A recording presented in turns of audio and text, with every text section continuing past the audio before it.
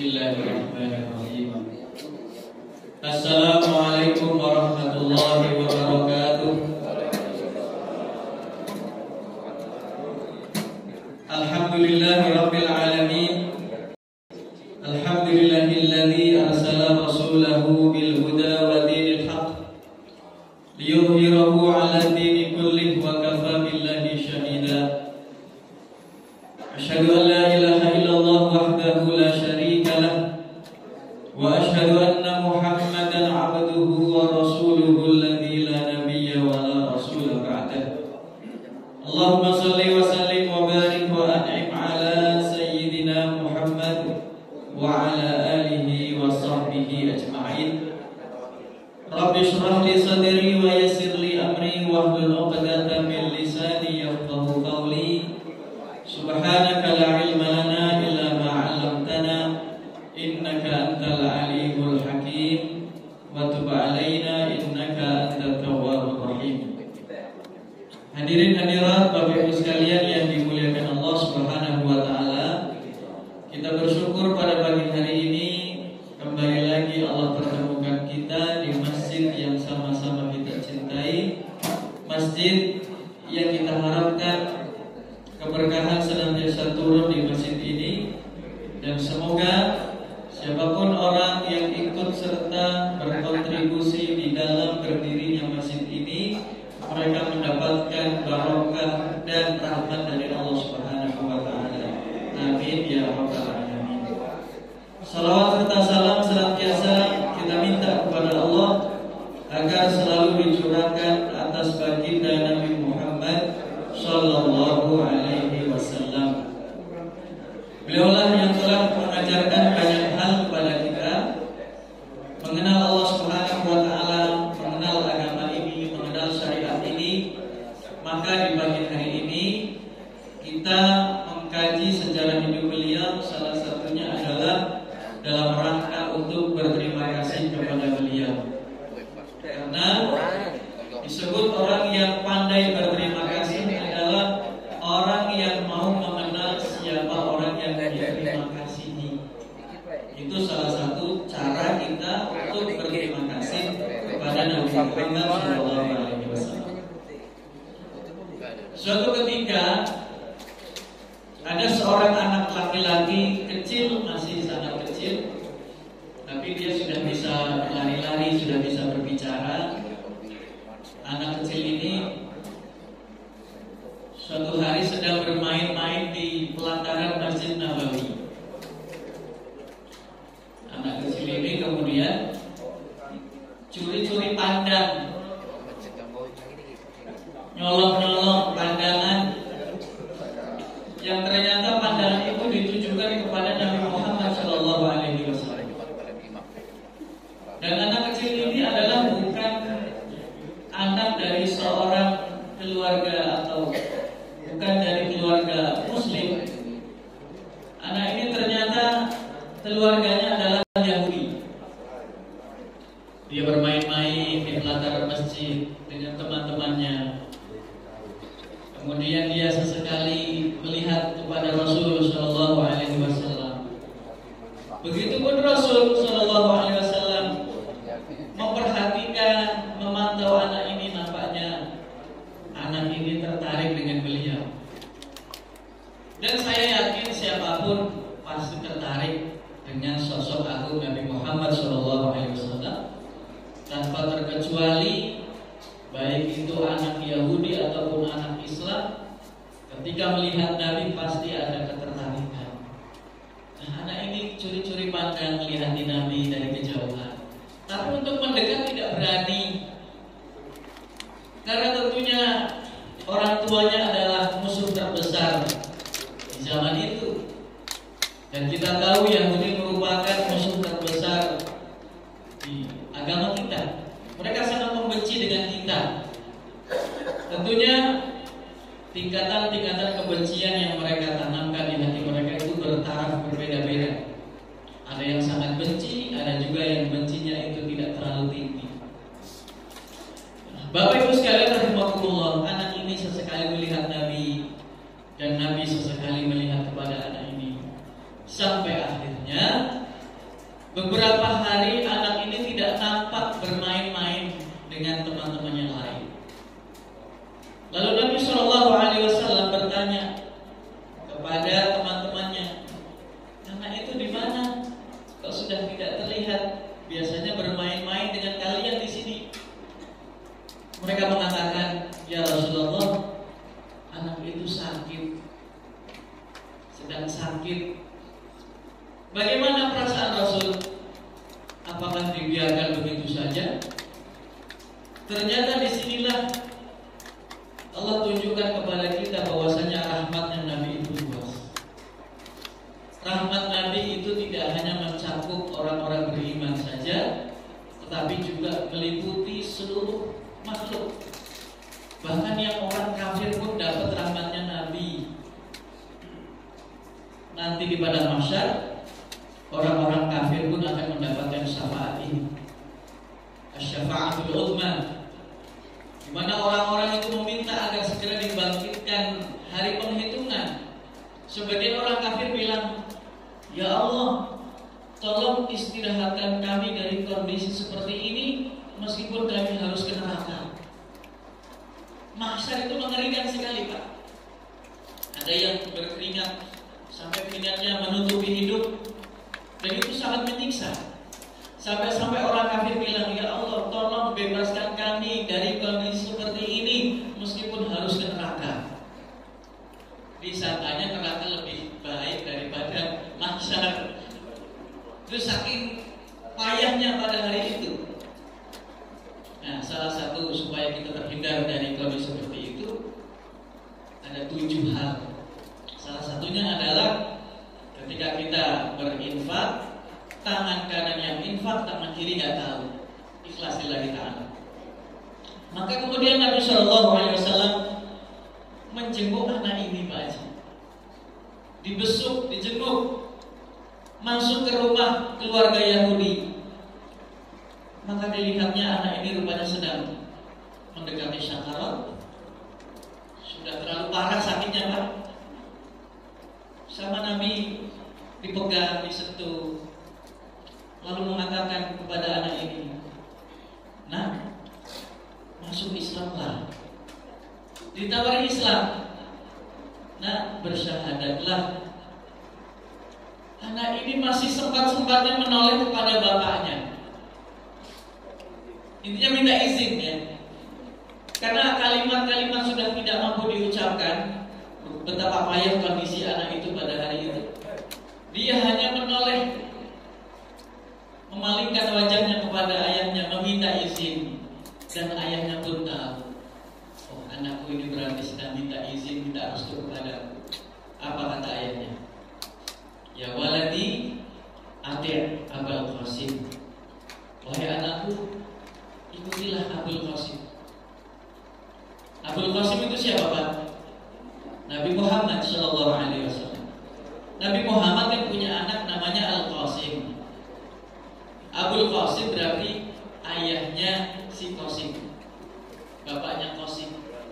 Nah, orang Yahudi kalau memanggil Nabi Muhammad itu seringnya Abul Qasim, bapaknya Qasim. Mereka tidak mungkin, Rasulullah gak pernah mau menyebut Rasulullah, karena mereka gak tahu, gak percaya kalau Nabi itu utusan Allah. Ikutilah Abul Qasim. Kemudian anak ini bersyahadat, Pak. Di ujung kehidupannya, anak ini bersyahadat, asyhadu an la ilaha illallah wa asyhadu anna Muhammadan Rasulullah, lalu meninggal dunia. Itu Nabi bahagianya bukan main. Nabi adalah orang yang akan sangat bahagia ketika beliau mampu menyelamatkan umat. Tetapi Nabi akan sangat susah, akan sangat sedih ketika beliau tidak mampu menyelamatkan umat. Karena ada seorang Yahudi di kesempatan lain, pada kisah lain, itu sedang diarak menuju ke pemakaman Yahudi. Nabi sedang duduk-duduk dengan para sahabat. Ketika melihat ada iring-iringan jenazah, Nabi kemudian berdiri dan meminta para sahabat untuk berdiri menghormati iring-iringan jenazah Yahudi ini. Para sahabat heran, ya Rasulullah, bukankah dia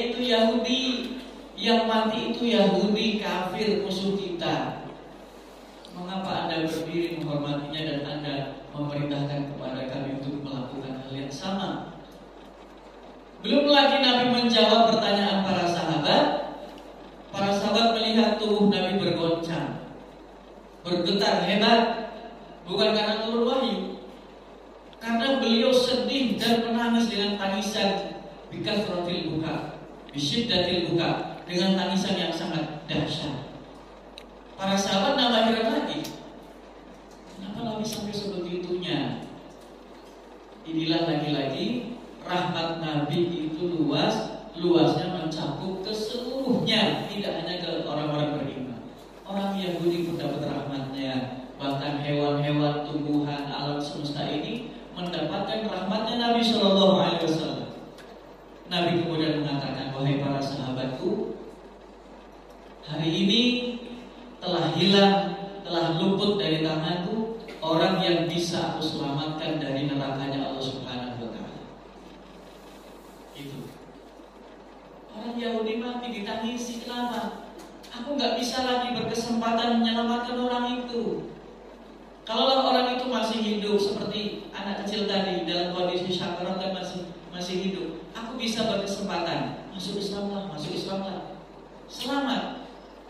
Maka Bapak Ibu sekalian, orang Islam yang tidak sholat sekalipun, dia akan tetap masuk surga. Tetapi ya hitungannya berapa puluh ribu tahun di neraka itu masalahnya. Wah, jangan kemudian seandainya ini ada divideokan, videonya dipotong. Bahaya Pak Haji. Orang Islam yang tidak sholat akan tetap masuk surga. Videonya dipotong di situ. Ya orang pada gak sholat.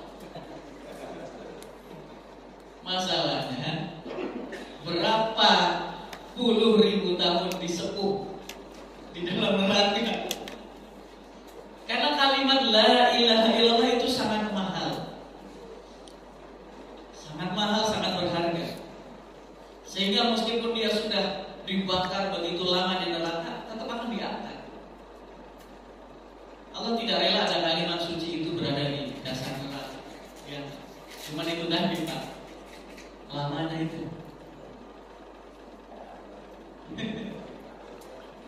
Ya orang yang bermaksiat di kehidupan ini, maksiat terus menerus, begitu dicelupkan ke neraka, ditanya, bagaimana maksiat yang puluhan tahun kamu lakukan di dunia, gimana rasanya setelah kamu dicelup hanya sesaat di neraka? Semuanya gak ada enak-enaknya.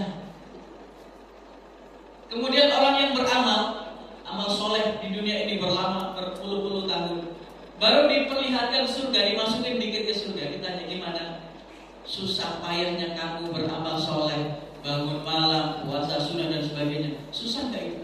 Gak ada susah-susahnya.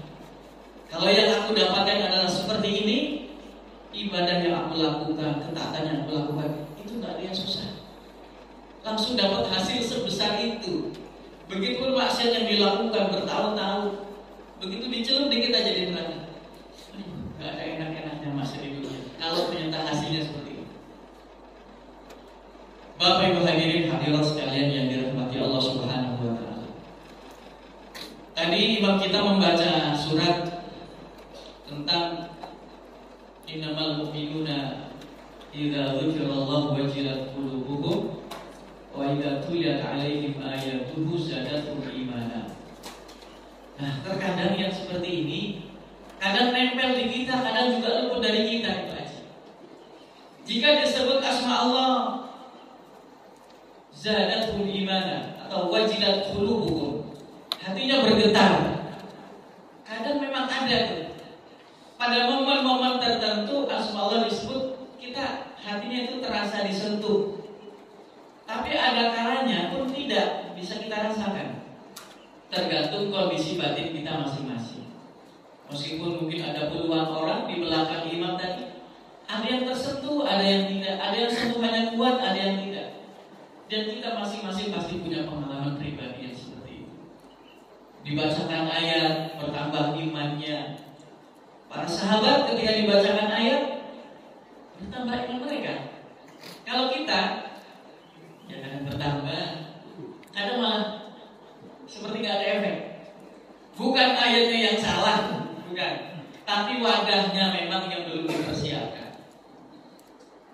Hadirin hadirat sekalian rahimakumullah, pagi hari ini kita membahas tentang fitnah-fitnah yang dilontarkan oleh orang-orang kafir terhadap dakwahnya Nabi Muhammad Shallallahu Alaihi Wasallam.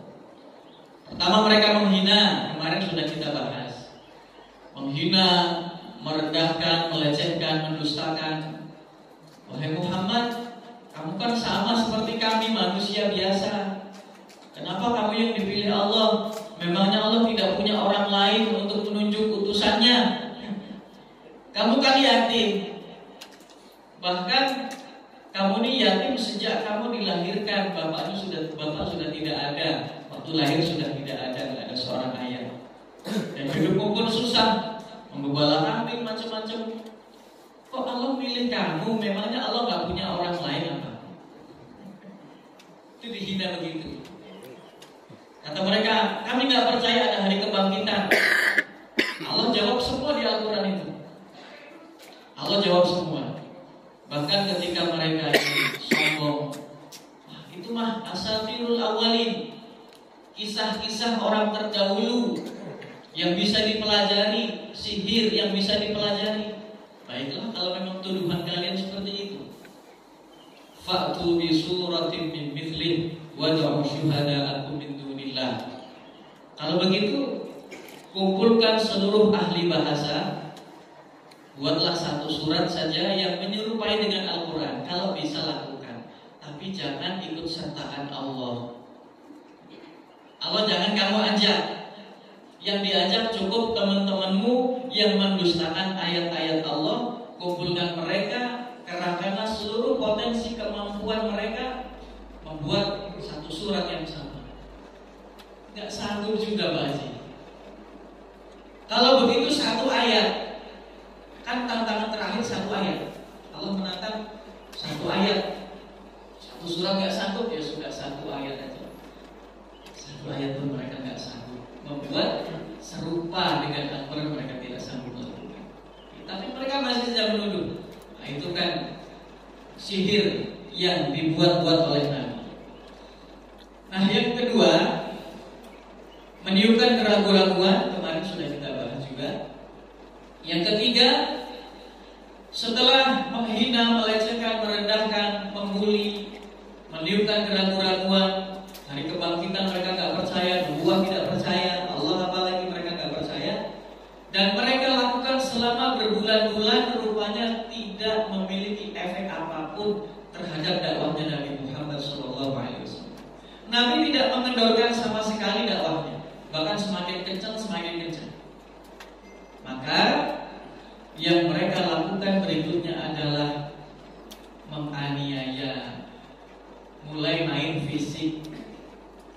Dan mereka itu punya kekuatan Pak. Jumlahnya kan ribuan penduduk Mekah. Ahli sejarah menyebut ketika di awal-awal dakwah, jumlah penduduk Mekah sekitar 8.000 orang. 8.000 orang yang masuk Islam belum nyampe 50. Ini berapa persennya itu? Itu kalau bentrok fisik sering terjadi, otomatis yang akan kalah kaum muslimin. Maka strateginya Nabi, sahabat, gak usah dilayani bentrok fisik itu. Kita iqamatul hujjah, kita harus mengedepankan argumentasi. Di bahasa kita ya, mengedepankan hujjah, argumentasi, alasan. Kita punya ilmu, punya alasan, punya dalil. Begitu dilontarkan argumentasi, orang kafir memang gak punya argumentasi apapun. Begitupun sampai hari ini ketika terjadi perdebatan antara Muslim dengan Nasrani, itu kan mereka sebetulnya gak punya hujah lagi. Hujah kita terlalu kuat untuk dipatahkan, ya kan? Nabi pun dulu begitu. Kita katakan begini. Dan semuanya memang terkapar. Artinya di bawah hujah Islam mereka tidak mampu berkutik. Karena tidak punya alasan apapun, itulah cara-cara kekerasan, main fisik itu mereka mainkan. Orang lemah, kemudian disiksa. Bahkan di sini akan saya lontarkan beberapa contoh orang-orang yang mengalami penyiksaan, bahkan tidak sedikit di antara mereka yang kemudian wafat karena mempertahankan agama. Nah, kita ini kan gak ada kan yang mau nyiksa kita gara-gara masuk Islam. Musuh kita sekarang adalah diri kita sendiri. Kalau musuhnya para sahabat dulu orang di luar mereka, nah musuh kita sekarang adalah hawa nafsu kita. Mau berangkat kajian kadang males, mau berangkat ke masjid kadang males, mau berangkat ngaji dan sebagainya kadang muncul males. Nah itulah musuh kita bersama, maka sama-sama kita kemudian berusaha untuk mengalahkan hawa nafsu itu. Contoh pertama, orang yang mendapatkan penyiksaan, dia adalah Sayyiduna Mus'ab ibn Umair. Mus'ab bin Umair, Bapak Ibu sekalian rahimahullah, dia ini seorang pemuda yang sangat tampan, yang ketika di perang Uhud diduga dia adalah Nabi Muhammad. Maka Abdullah bin Qami'ah sebagai tokoh kafir Quraisy ketika itu membunuh Mus'ab bin Umair, dan dia menduga bahwasanya Mus'ab adalah Nabi Muhammad karena baju besinya mirip. Dihantam oleh Ibnu Qami'ah. Setelah terkapar, Ibnu Qami'ah keliling lapangan Uhud teriak-teriak, "Qataltu Muhammadan, qataltu Muhammadan." Aku berhasil membunuh Muhammad, aku berhasil membunuh target utama kita. Karena target utama perang Uhud hanya 3. Pertama Nabi Muhammad, kedua Abu Bakar, ketiga Umar. Disinilah hikmah kenapa Nabi menikah dengan kedua putri dari sahabat ini untuk membangun agama. Umar, Abu Bakar. Umar punya anak Hafsah menikah dengan Nabi. Abu Bakar punya anak Aisyah menikah pula dengan Nabi. Agar Islam itu kuat. Itu target orang-orang kafir Mekah ketika perang Uhud hanya 3 orang. Rasul, Abu Bakar, Umar. Ternyata target itu lolos. Nabi selamat meskipun berdarah-darah, ya. Sayyidina Umar selamat, Sayyidina Abu Bakar selamat. Nah, Mus'ab bin Umair ini orang yang secara perawakan mirip dengan Nabi Shallallahu Alaihi Wasallam. Maka Ibnu Qami'ah teriak-teriak, "Qataltu Muhammadan." Aku berhasil membunuh Muhammad. Informasi ini cukup mengganggu hati para sahabat, mengganggu pikiran para sahabat. Sebagian mereka ada yang pulang, Pak, ke Madinah. Mereka ditanya, "Kenapa kalian pulang? Perang belum usai." Kata mereka, "Ngapain kita perang? Muhammad sudah terbunuh, Nabi kita sudah wafat." Itu ada yang punya logika seperti itu, Pak. Muhammad sudah terbunuh, buat apa kita berjuang? Tetapi sebagian sahabat justru logikanya dibalik. Kalaulah Nabi kita sudah wafat, mari bersama-sama kita menyusul Nabi kita. Buat apa hidup kalau tidak ada Nabi? Ini logikanya yang begitu. Akhirnya orang yang tadinya nggak mau perang balik, berangkat lagi ke medan perang, mendapatkan motivasi itu. Buat apa kita hidup kalau kita tidak bersama Nabi? Ayo kita sama-sama menyusul Nabi Muhammad ke surga Allah. Kalau memang informasi kalau Nabi Muhammad itu benar. Jadi perang lagi mereka. Ternyata informasinya salah. Hanya dugaan kalau itu Nabi Muhammad, ternyata Mus'ab bin Umair.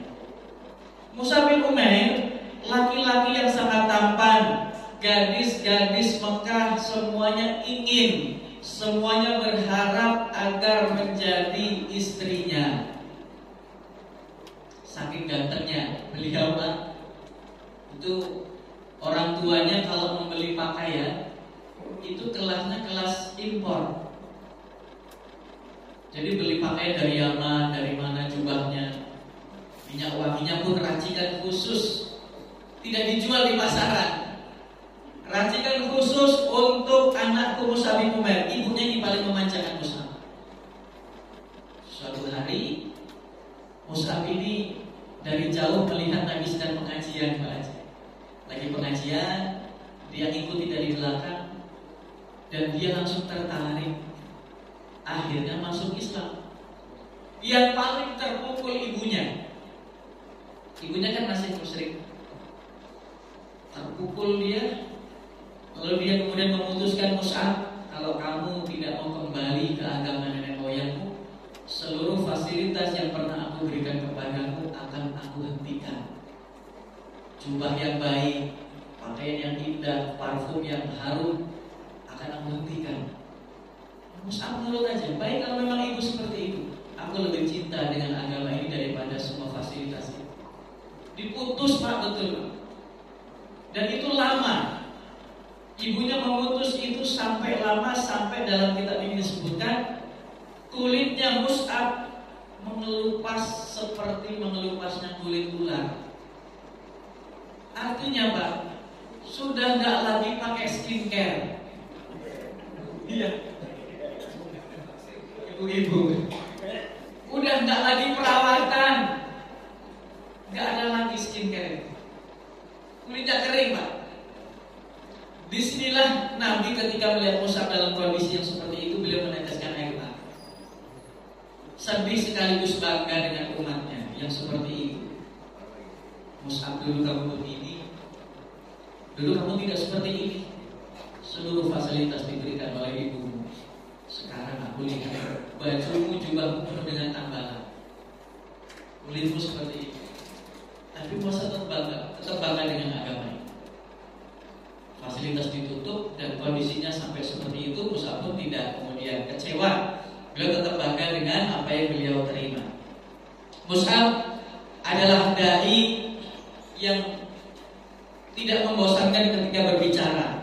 Nah, ini sebetulnya penting bagi kita sebagai para dai juga, supaya berlatih bagaimana agar jamaah ini tidak bosan ketika dai-nya berbicara. Tetapi lagi-lagi kan setiap kita memiliki keterbatasan. Ada kalanya tipikal dai itu yang kalau ngomong itu tidak membosankan, kan? Jadi bisa lama-lama mendengarkan. Tahu-tahu udah 1 jam lebih. Tapi ada juga penceramah yang baru 10 menit itu rasanya sudah bosan, sudah gelisah, kayak gatel gitu bokong. Udah kayak pengen cepet-cepet beranjak gitu. Tapi Mus'ab bin Umair ini adalah tipe dai yang dia tidak membosankan ketika bicara. Abu Dujanah contohnya. Abu Dujanah ini sahabat Nabi yang dikenal dengan fisiknya yang kuat, yang dia ini ketika masuk Islam di tangan Mus'ab bin Umair, beliau penduduk Madinah. Itu kata beliau, setelah aku masuk Islam, sekalipun aku tidak pernah absen bermajelis dengan Sayyiduna Mus'ab bin Umair. Tidak pernah absen, kecuali udzur syar'i. Dan Abu Dujanah ini adalah sahabat Nabi yang pernah berlagak sombong di hadapan Nabi. Jalannya itu, Pak, jalan sombong, mondar-mandir. Itu menjelang perang Uhud itu waktu itu. Kata Nabi kepada para sahabat, kalian kalau melihat jalannya Abu Dujanah ini kan jalannya orang sombong. Nah, jalan yang seperti ini dilaknat oleh Allah kecuali dalam kondisi seperti ini. Jadi kalau kondisi sedang perang, Pak, jalannya dibuat sombong, itu nggak apa-apa. Tapi kalau sesama muslim di hadapan kaum muslimin, itu jangan jalan seperti jalannya Abu Dujanah, nggak boleh. Maka Abu Dujanah kemudian jalan menampakkan kehebatannya. Kata Nabi, nggak apa-apa kalau kondisinya seperti ini, menunjukkan kehebatan kaum muslim di hadapan musuh-musuhnya, itu boleh. Tapi kalau sesama muslim di hadapan sesama orang beriman, jangan lakukan.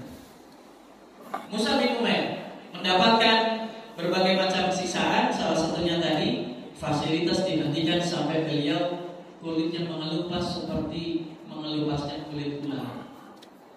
Yang kedua, Bilal bin Rabah. Nah, ini bapak-bapak, ibu-ibu, kalau berbicara Bilal bin Rabah, sudah sering ya mendengar kisahnya, disiksa. Beliau kan orang ini, Pak, orang Habasyah, berkulit hitam, Hitamnya bukan hitam kayak kita ya. Kita ini kan hitam tapi masih gelap, masih ada coklat-coklatnya gitu Pak. Nah kalau Bilal bin Rabah ini Habasyah memang gennya itu loh, gennya itu betul-betul hitam.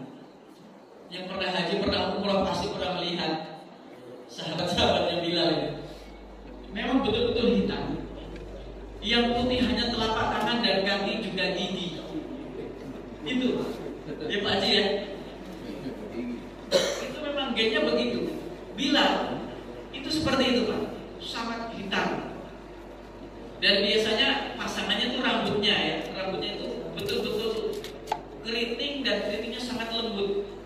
Orang kita sebutannya keribu ya. Itu Bilal seperti itu Pak. Beliau ini kan jadi pembantunya Umayyah bin Khalaf.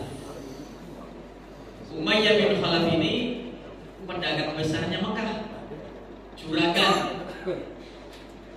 Mendengar Bilal masuk Islam, marahnya bukan main.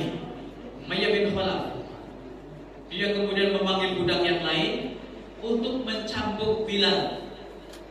Nih Bilal, temanmu masuk Islam, ambil cambuk itu dan pukullah Bilal dengan cambuk itu. Ternyata temannya nggak sanggup memukul Bilal. Dia banting gitu apa cambuknya tadi. Dia nggak sampai hati mencambuk temannya Bilal. Bilal itu nggak sanggup untuk kemudian dipukul dengan cemeti itu. Ditarik Pak keluar rumah di siang hari yang sangat panas, dijemur. Bisa kita bayangkan betapa panasnya ketika di padang pasir di siang hari. Dilepas bajunya, ditelentangkan, lalu ditimpa batu di dadanya sampai dia sulit bernafas. Ketika diminta untuk ayo ucapkan Lata, Uzza dan sebagainya, berhala-berhala itu, Bilal tidak berucap apapun kecuali ucapan Ahad, Ahad, Ahad, Ahad. Ini juga Pak pernah digunakan oleh pasukan kaum muslimin untuk membangkitkan semangat juang mereka. Di beberapa pertempuran setelah nanti Bilal masuk Islam, kan nanti kan ada beberapa pertempuran. Itu slogan ya, semboyan slogan yang dikumandangkan oleh prajurit kaum muslimin adalah kata-kata yang dulu pernah diucapkan Bilal. Ahadun ahad, ahadun ahad. Itu menjadi pemompa semangat bagi pasukan. Bilal ucapannya hanya itu Pak. Ahadun ahad, ahadun ahad. Ketika Bilal hijrah ke Madinah, para sahabat kan bertanya, penasaran, Bilal, dulu waktu kamu ditimpa batu yang panas dan sangat besar itu, kamu kok tidak mengucapkan Allah, tidak mengucapkan Subhanallah atau ucapan-ucapan lain, zikir-zikir lain? Kenapa kamu zikirnya ahad-ahad? Kenapa? Nah, di sini kita baru tahu jawabannya. Kenapa? Bilal menjawab itu. Kata Bilal, teman-teman, kalau saya mengatakan Allah, orang kafir itu sudah biasa mengatakan Allah. Kan mereka biasa Pak, kafir Quraisy itu. Wallahi, demi Allah, itu mereka sebutannya juga Allah. Tetapi kalau aku katakan ahad, ahad, mereka akan sangat marah. Karena mereka tidak percaya kalau Allah itu satu-satunya Tuhan. Dan aku ingin membuat mereka semakin marah dengan ucapanku itu. Sampai begitu Pak. Oh ternyata itu ya. Iya, aku ingin membuat mereka semakin benci kepadaku, marah kepadaku, sehingga aku ucapkan ahad, ahad. Aku bisa saja zikir dengan zikir lain, tapi dengan ucapan itu aku ingin mereka semakin marah. Itu ternyata jawabannya itu. Ahadun ahad. Bilal bin Rabah disiksa tidak hanya sehari dua hari, berhari-hari beliau disiksa. Memang kisah yang paling masyhur adalah kisah ini, ditimpa dengan batu. Tetapi ketika penyiksaan di hari yang lain, lewatlah di situ Sayyidina Abu Bakar As-Siddiq. Lewat Sayyidina Abu Bakar, dan Abu Bakar kemudian memerdekakannya. Bapak-bapak masih ingat berapa harga budak? Kisarannya berapa? Sekitar 200 juta. Memerdekakan budak itu setidaknya harus mengeluarkan uang 200 juta. Nah, yang mampu melakukan itu Abu Bakar As-Siddiq.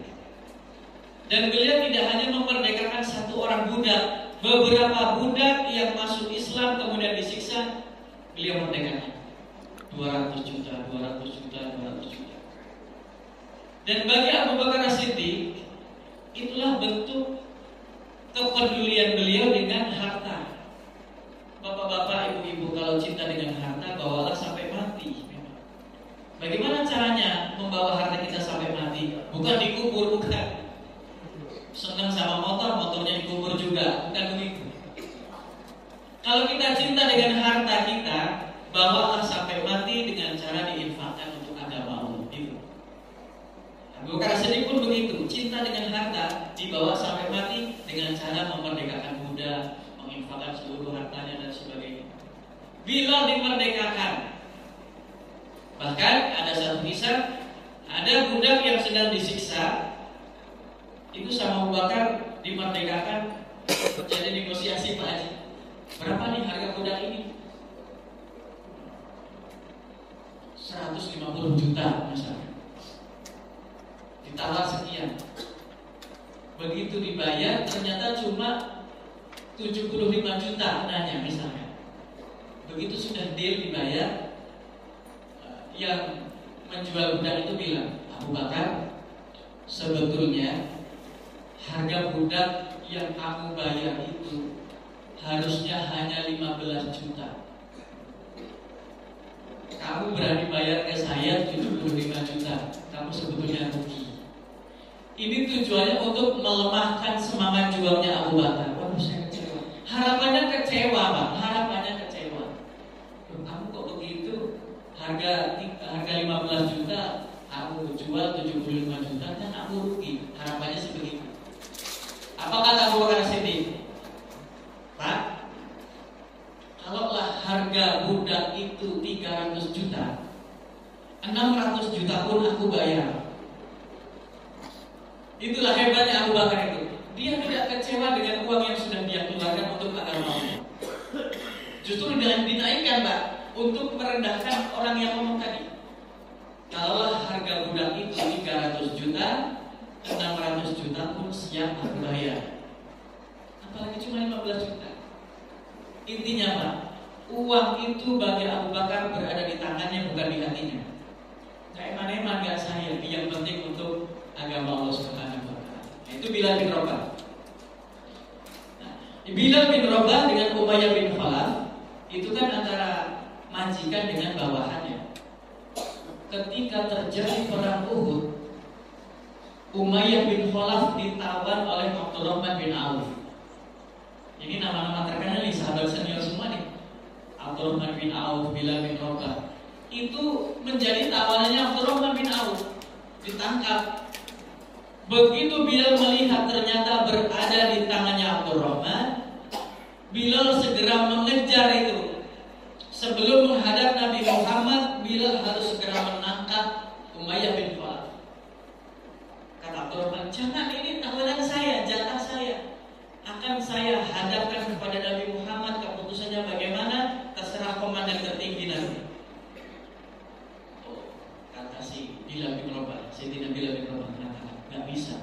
Sebelum sampai ke hadapan Rasul SAW, orang ini harus segera aku selesaikan. Juraganya dulu, Pak, waktu di Mekah ikut perang di perang Uhud, bermusuh-musuhan di hadapan beliau itu. Akhirnya ditebaslah dengan pedangnya Bilal bin Rabah. Karena begitu kuat perlindungan Abdurrahman bin Auf, lewat selangkannya Abdurrahman. Selangkannya Abdurrahman itu kemasukan pedangnya Bilal bin Rabah, dan dia terluka.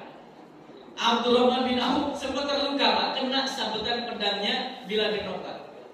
Akhirnya dia kemudian menyingkir dari Bilal, menyingkir dari siapa? Umayyah bin Khalaf. Umayyah bin Khalaf dibunuh oleh Bilal bin Rabah. Itu kisahnya begitu. Dulu memang pernah menyakiti Bilal.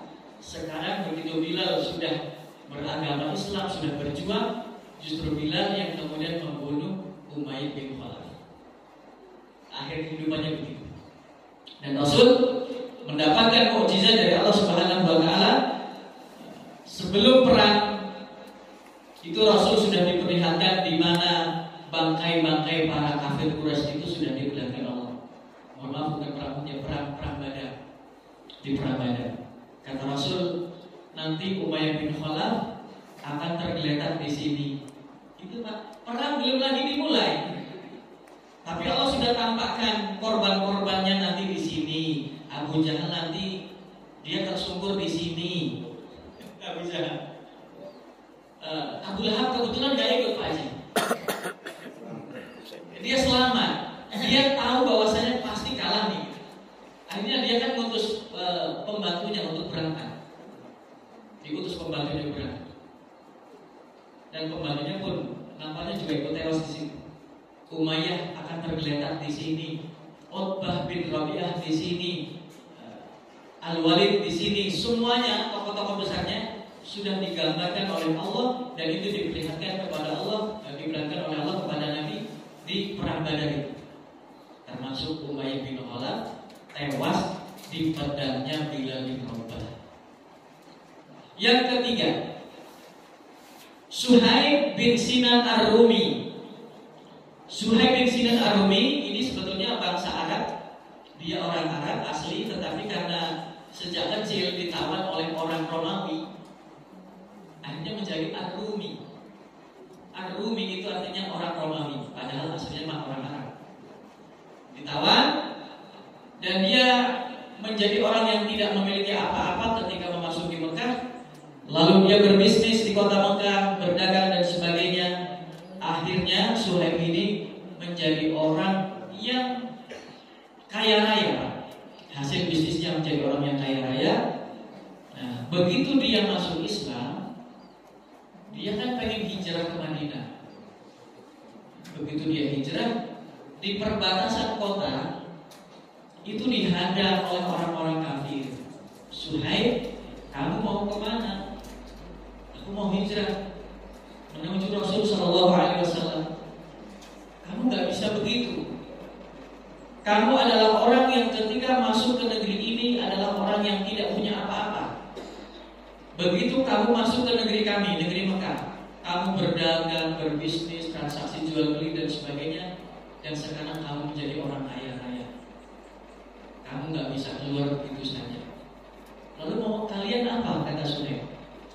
Apakah kalian menginginkan seluruh hartaku yang aku tinggal di kota Mekah?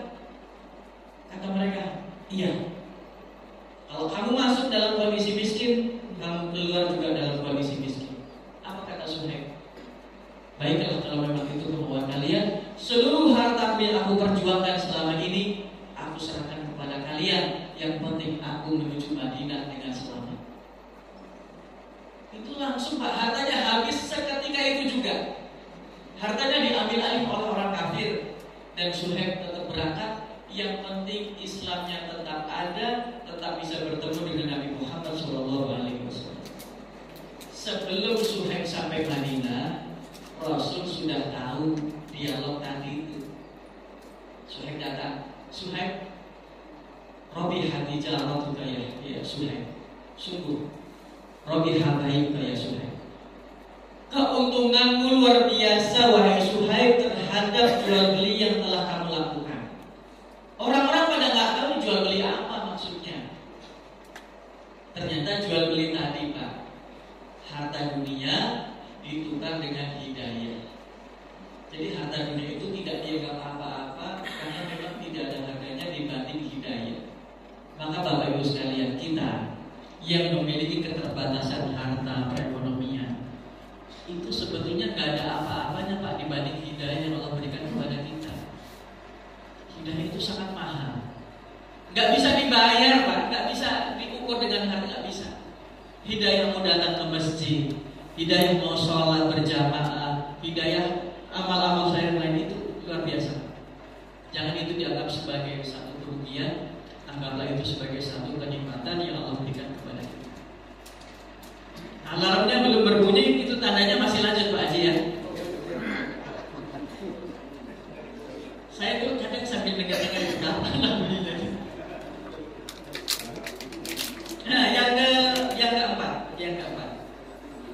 Nah, di sini ada nama Yasir, tapi bukan Pak Yasir Al-Mohar. Lain ini.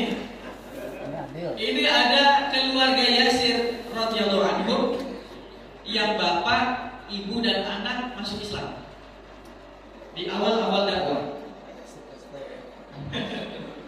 Alu Yasir, keluarga Yasir. Pertama Ammar bin Yasir. Ammar ini anaknya, Yasir ini ayahnya. Pak Yasir punya anak yang namanya Ammar nggak Pak? Ada ya? Pas banget ya. Ammar bin Yasir. Istrinya bernama Sumayyah.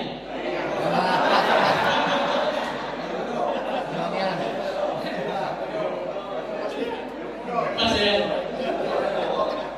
Ibu-ibu ada yang namanya Ibu Sumayyah enggak? Enggak ada. Ibunya Sumayyah. Anaknya Ammar. Ayahnya Yasir. Ini di awal-awal dakwah, ketika mereka sedang diikat di satu tempat, itu Nabi Muhammad SAW lewat. Nabi gak nolong Pak. Nabi itu gak nolong mereka. Nabi hanya mengatakan, Sobron ya ala Yasir, fa inna mau'idakumullahu jannah. Sabar wahai keluarga Yasir, sesungguhnya Allah Subhanahu wa Ta'ala telah menyiapkan surganya untuk kalian. Luar biasa. Di Mekah Pak, memang belum ada ayat turun tentang perang, makanya Nabi tidak bertindak semau beliau. Kalau ayat tentang perang sudah turun, tentunya dilawan itu Pak, gesekan-gesekan fisik itu. Tapi pertama Islam memang masih pelajari, maksudnya itu nas kecil. Yang kedua ayat belum turun, maka Nabi hanya mengatakan, Sobron isbiru, bersabarlah kalian. Fa inna mau'idakumullahu jannah, Allah sudah siapkan surga untuk kalian.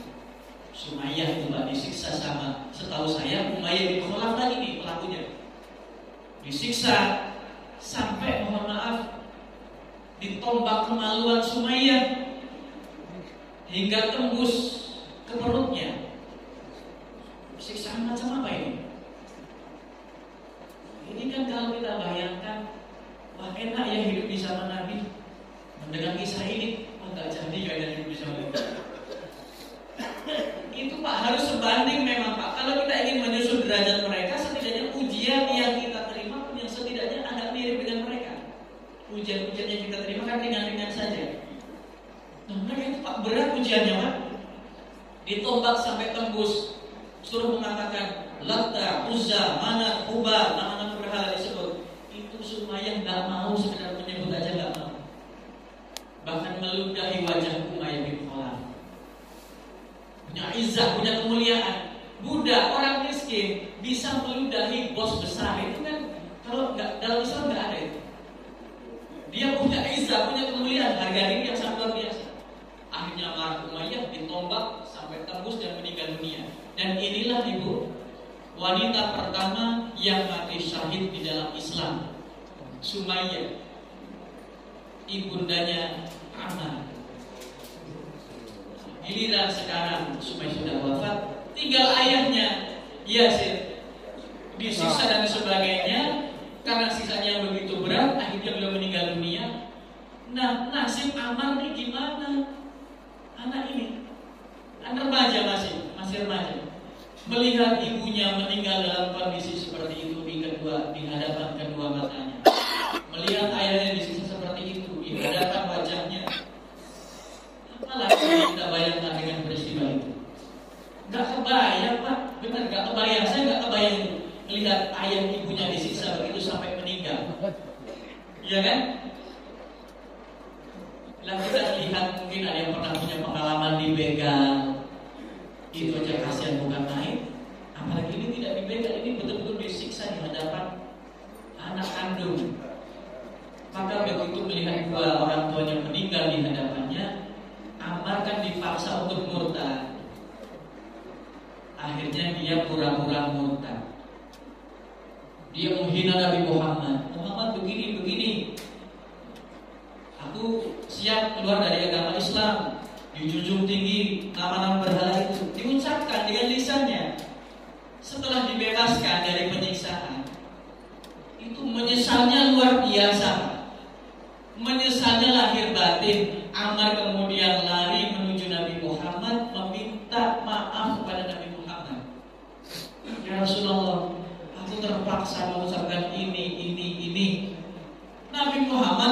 tidak bisa berbuat apa-apa. Nabi memarahi tidak, kemudian memaafkan juga belum. Kenapa? Ayat belum turun tentang kasus seperti ini tuh harus bertindak seperti apa.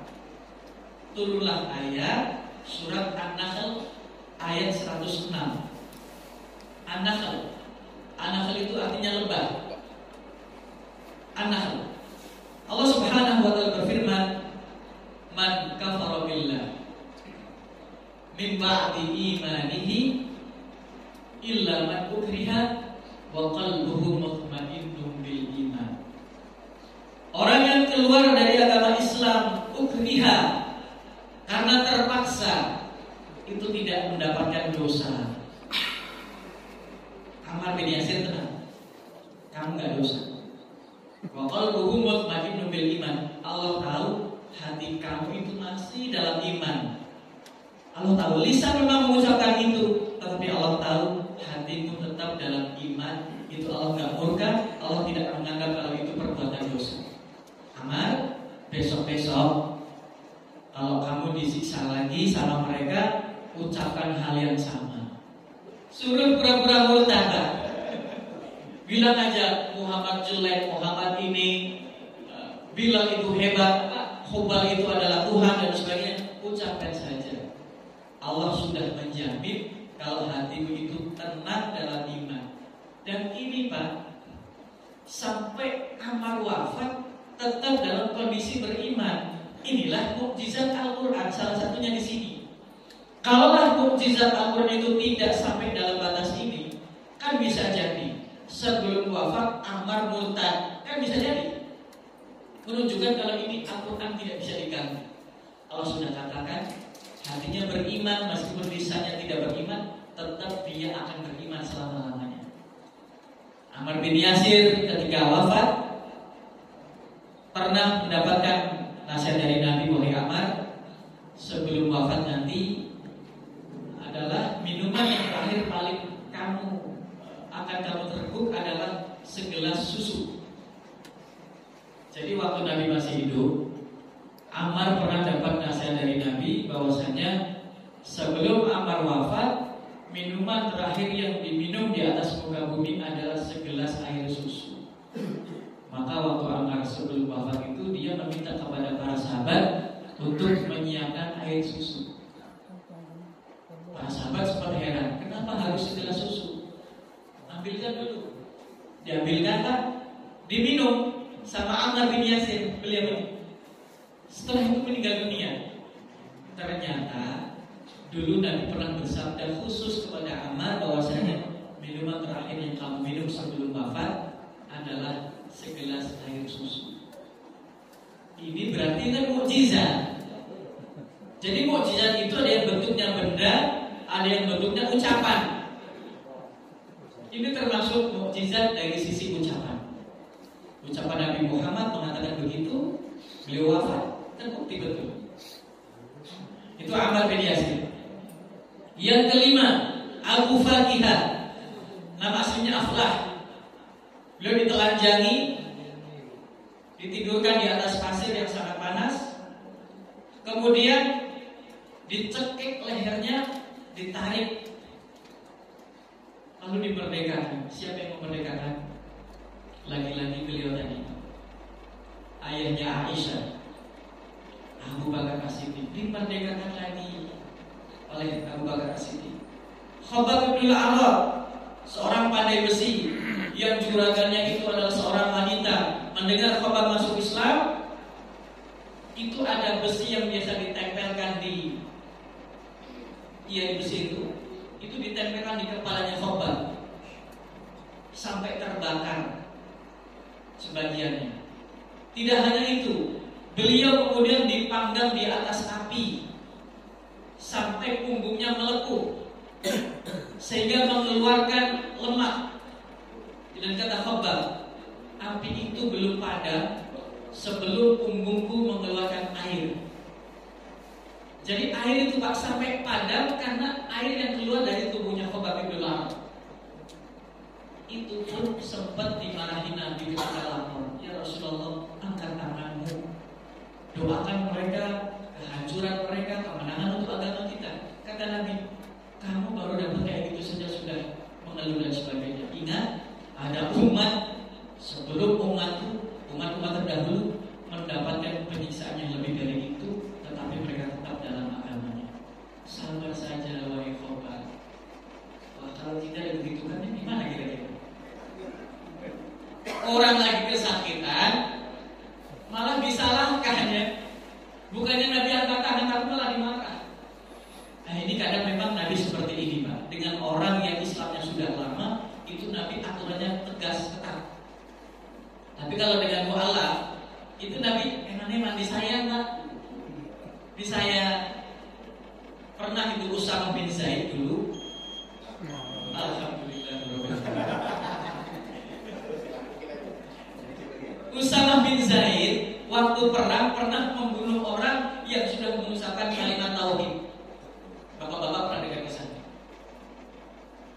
Ucapan la ilaha illallah, masih itu pas saja Usamah bin Zaid. Begitu pulang lapor kepada Nabi, ya Rasul, aku membunuh orang yang mengucapkan kalimat la ilaha illallah. Dia mengucapkan itu karena mau saya bunuh. Dia pura-pura saja. Nabi marah tak sama-sama. Kenapa tidak kamu buka dadanya supaya kamu tahu kalau yang mengucapkan itu adalah betul-betul datang dari dadanya. Kalimat itu mahal. Kalau sudah diucapkan jangan diganggu lagi. Nah, kita kadang malah ganggu orang yang mengucapkan kalimat tahlil ya Pak ya. Jangan begitu. Itu kalimat terlalu mahal untuk kita utak-atik. Tapi kalau dengan orang yang masuk Islamnya baru-baru, itu biasanya beliau peraturannya tidak begitu ketat. Seperti yang penting kamu begini, aman. Demikianlah bapak-bapak, ibu-ibu jamaah Masjid Al-Bahar yang dirahmati Allah Subhanahu wa taala. Tanggal 24 hari Kamis malam Jumat ba'da Isya, kami Majelis Sirah Nabawiyah Al-Hudaybiyah Islamic Center mengadakan pengajian sirah gabungan.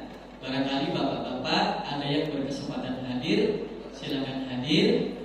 Hari Kamis tanggal 24 malam Jumat ba'da Isya di Masjid Agung Islamic Center Batu Raja. Terima kasih atas segala perhatiannya. Mohon maaf atas segala kekurangannya. Kepada Allah mohon ampun. Subhanakallahumma wa bihamdika asyhadu an